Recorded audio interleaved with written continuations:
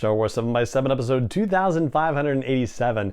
War-Mantle is episode 14 from season 1 of The Bad Batch. It's a cliffhanger, and it is starting the roller coaster ride to a season finale. Punch it.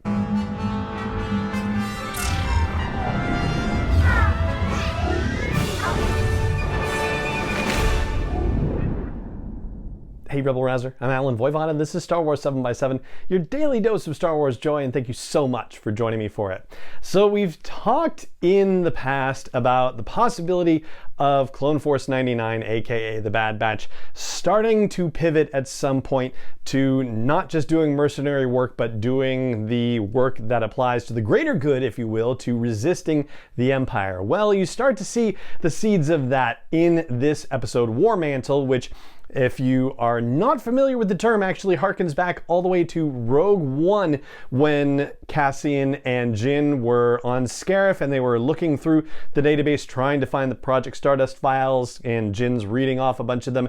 And yeah, Stardust is obviously that one, but War-Mantle gets mentioned there. War-Mantle is the project that the Empire creates to have clone troopers train the new generation of troopers for the Empire, namely stormtroopers.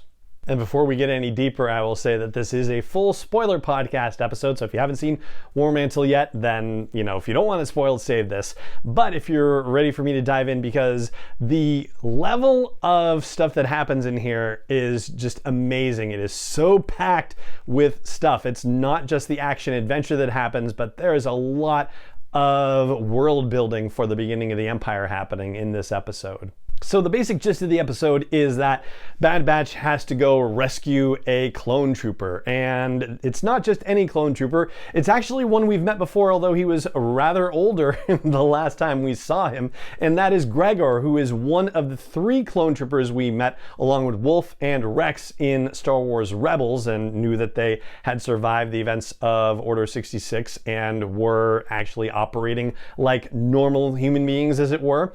Anyway, so Gregor is the clone who we see at the beginning of the show running from other clone troopers but getting stunned and dragged away, and Rex calls the Bad Batch to say, hey, can you help this clone trooper? He's an old friend and I can't get to him. And so now we get to the pressing of the point between mercenary action and bigger actions for the rebellion, which, yeah, it's not necessarily pitched like that. It's just Rex wanting to help a friend.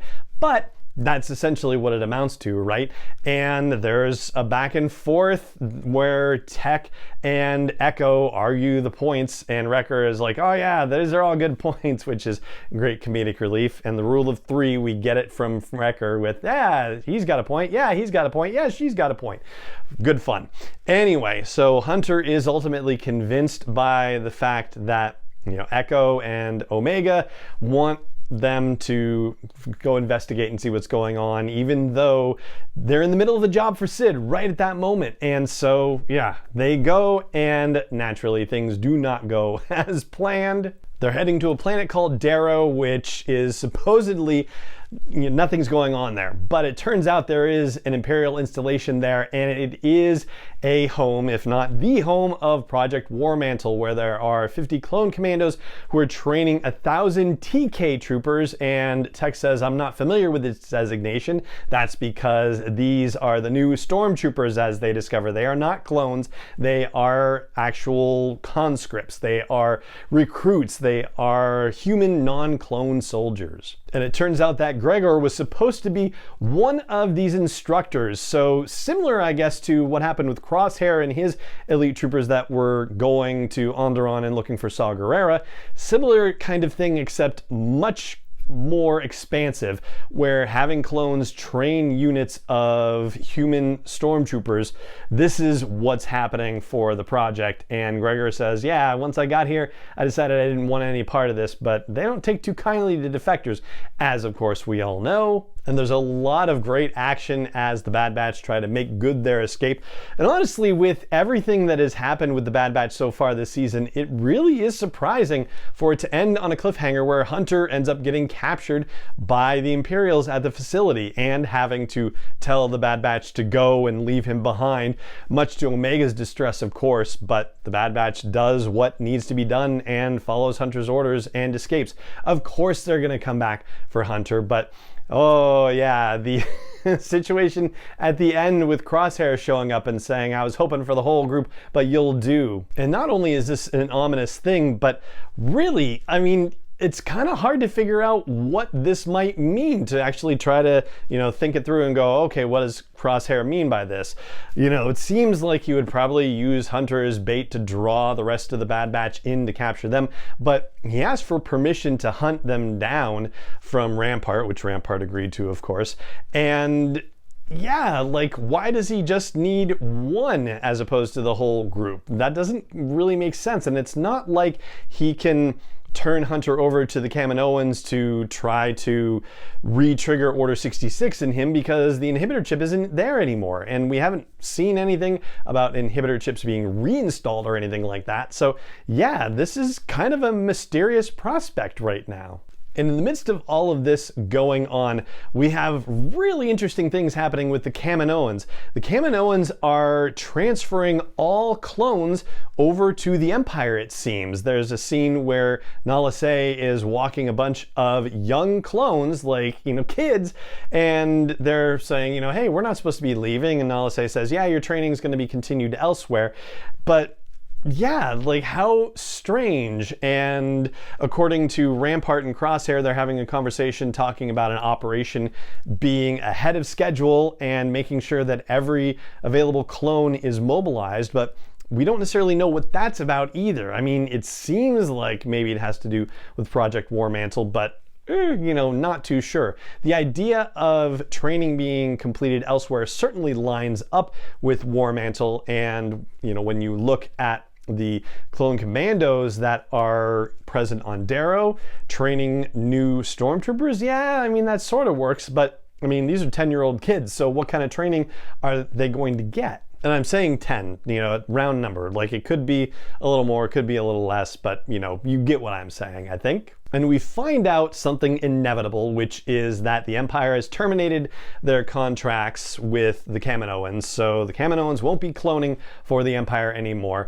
And Lama Su, the Prime Minister, and Nala Se, the Chief Medical Scientist, have a conversation about this, and Nala Se tries to be optimistic and say, hey, we're doing great work, like everybody knows about our work with these clones across the galaxy, so we ought to be able to get more business. But Lama Su seems to think that, yeah, it's not going to go that well, that ultimately they're going to come for all of us and we should try to get out of Dodge.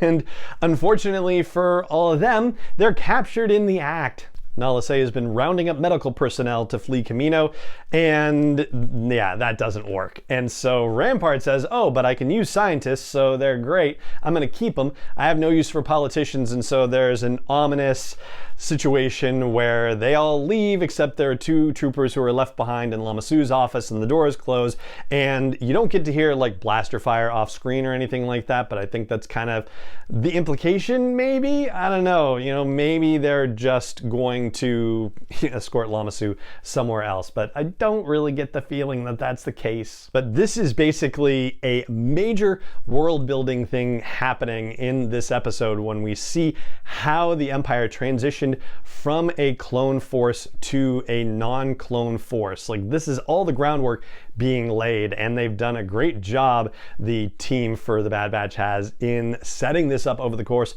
of the first season. I mean, this is a big deal to figure out from a logistics standpoint, and they've done it in a way that has been entertaining and managed to space out all the milestones for it across this season. And I guess it does make sense for Nala Se and her medical personnel to be kept by the Empire, because if they've got young clones that are being sent off elsewhere, then it's probably good for the Empire to have the medical personnel there to, watch over this last generation of clones. And funnily enough, the new stormtroopers that we see, the new TK units on Darrow, they actually kind of bear a little resemblance to the stormtrooper uniforms that we saw, the stormtrooper armor that we saw in Star Wars Rebels 2 on Lothal, which is really amazing. Like, just that level of detail and connection is just so cool.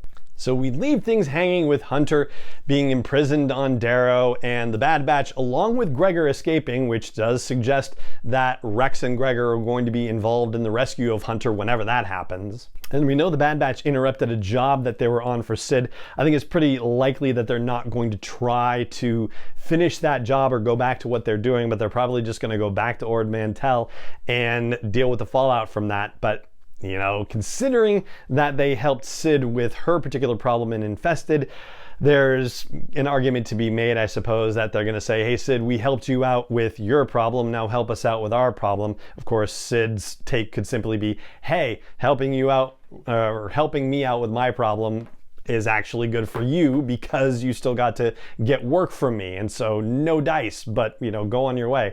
Except that I have a feeling Sid is probably going to be a little more partial to the Bad Batch from now on, but we're gonna have to see how that plays out. So that right there is the briefing I've got for you on War-Mantle, which is episode 14 of season 1 of the Bad Batch, and we'll dig deeper into a couple of things in the next couple of episodes here on the show, but that's gonna do it for this one today. It just remains for me to say thank you so much for joining me for it, as always, and may the Force be with you wherever in the world you may be.